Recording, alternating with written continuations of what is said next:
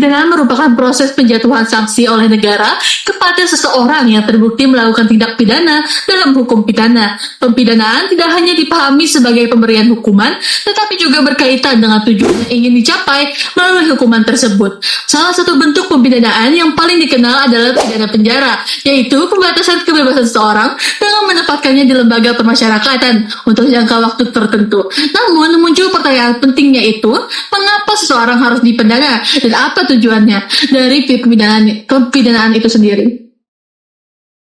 Untuk menjawab pertanyaan tersebut, berkembang beberapa teori pemidanaan. Teori yang pertama adalah teori absolut atau teori pembalasan. Menurut teori ini, pidana dijatuhkan karena seseorang lelah melakukan kejahatan. Dengan kata lain, hukuman merupakan balasan yang setimpal atas perbuatan yang dilakukan pelaku. Tokoh-tokoh teori ini berpendapat bahwa keadilan hanya dapat tercapai apabila pelaku menerima penderitaan sebagai konsekuensi dari kesalahannya.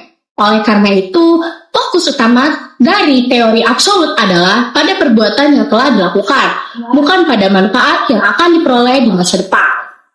Teori yang kedua adalah teori relatif atau teori tujuan. Berbeda dengan teori absolut, teori ini memandang bahwa pidana harus memberikan manfaat bagi masyarakat.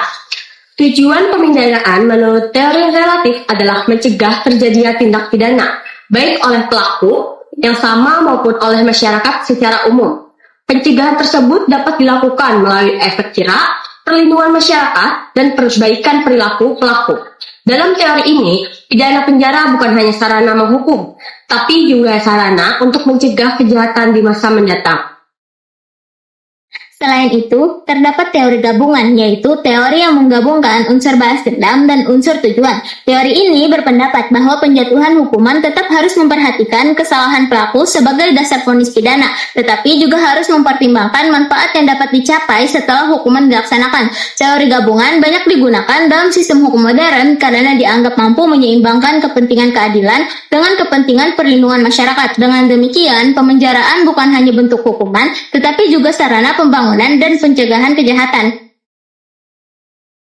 Yang jika dikaitkan dengan pidana penjara, perkembangan teori pemidanaan telah mempengaruhi cara pandang terhadap narapidana. Dahulu, pidana penjara lebih menekankan pada pemberian penderitaan. Namun saat ini, melalui sistem permasyarakatan, narapidana dipandang sebagai individu yang masih memiliki kesempatan untuk memperbaiki diri. Oleh karena itu, selama menjalani pidana penjara, mereka diberikan berbagai program pembinaan, seperti pendidikan, pelatihan keterampilan, pembinaan kepribadian, dan pembinaan keagamaan. Tujuannya realitas mereka dapat kembali berperan sebagai anggota masyarakat yang baik.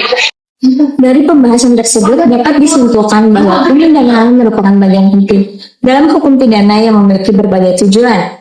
Teori absolut menekankan pembalasan atas kesalahan pelaku, teori relatif menekankan pencegahan dan perlindungan masyarakat, sedangkan teori gabungan berusaha mengakomodasi keduanya. Dalam konteks pidana penjara, tujuan pemidanaan saat ini tidak lagi hanya menghukum, tetapi juga membina dan merehabilitasi pelaku tindak pidana. Oleh karena itu, pidana penjara harus dilaksanakan sesuai dengan tujuan pemidanaan agar dapat mewujudkan keadilan, ketertiban, dan kemanfaatan bagi masyarakat.